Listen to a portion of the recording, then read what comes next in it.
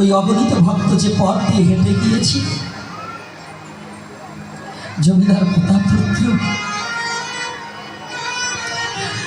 নিজের সেই খালি গায়ে শুধু উত্তরীখানা গলদেশে দিয়ে যে পথ দিয়ে আমার গৌর হরি হেঁটে গিয়েছে,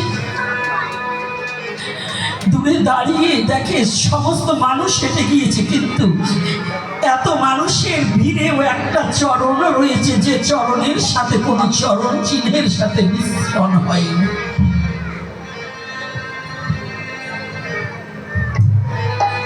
প্রতাপরুদ্রের বুঝতে আর বাকি রইল না। প্রতাপরুদ্র দূরতে মনে মনে চিন্তা করছে, গৌর হরি, শুনেছি তুমি নাকি ভগবান, আমি তো তোমার চরণে পেতে পারবো না, তবে তুমি যে বড় দয়ালু, আমার জন্য তুমি চরণ চিহ্ন রেখে গেছো।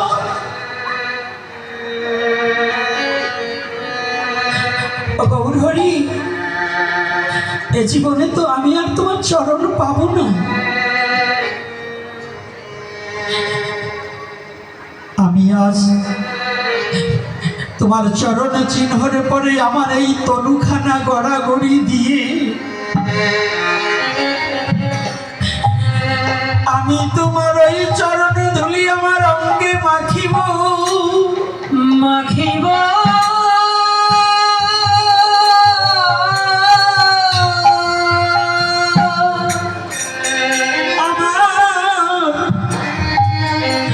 এই তাপিত পরাণে জুড়াইব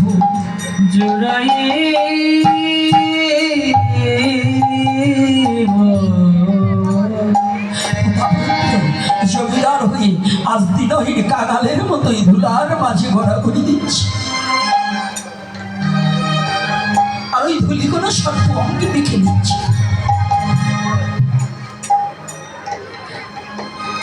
সর্পঙ্গ যাতে তাকে কেউ না চিনতে পারে, সর্প অঙ্গে ধুলি মেখে আস্তে আস্তে ধীরে ধীরে মহাপ্রভু যেখানে ওখানে যে উপনীত হয়েছে। যখন উপনীত হয়েছে না বাবা, দূর থেকে দণ্ডবোধ করেছে, আজকে প্রতাপরুদ্রের নয়নে জল, বদনে মত কৃষ্ণ নাম। যখন প্রণাম করছি, মহাপ্রভু বলছে, কে গো, এমন ভক্তকে তো এতদিনের মধ্যে কোনোদিন দেখিনি, আজকে সেটা নতুন একজন ভক্ত এসেছে, তোমরা বলে দাও কি?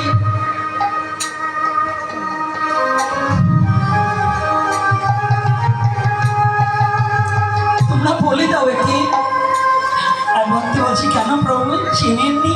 এই যে আমাদের জমিদার প্রতাপরুদ্র, জমিদার কি প্রতাপরুদ্র ওই ভক্তের মুখখানা আটকে দিয়েছে? না না না প্রভু, ওরা মিথ্যা কথা বলছে।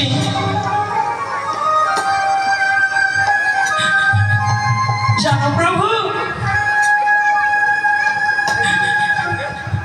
যে জমিদার প্রতাপরুদ্র সে যে মারা গিয়েছে, আজ তোমার সম্মুখে যে প্রতাপরুদ্র দাঁড়িয়ে আছে, যে বড় দিন ভিখারি দিনহীন কাঙাল প্রতাপরুদ্র এসে দাঁড়িয়েছে। প্রভু, তুমি কাঙাল বলে তোমার চরণ থেকে আমাকে ফেলে দিও না, তোমার চরণে একটিবার স্থান দাও দয়াময়।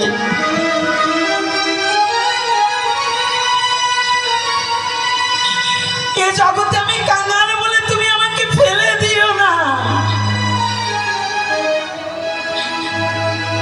জানো প্রভু, আমি জমিদারি সব ছেড়ে এসেছি, আমি আর ওই জমিদারিতে ফিরে যাব না,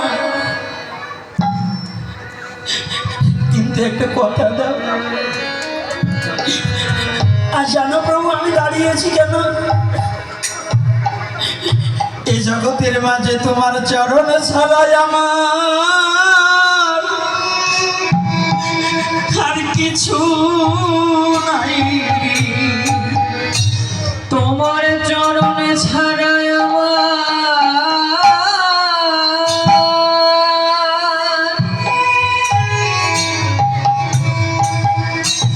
আর কিছু নাই রে। জগতে তোমার চরণ ছাড়াই আমার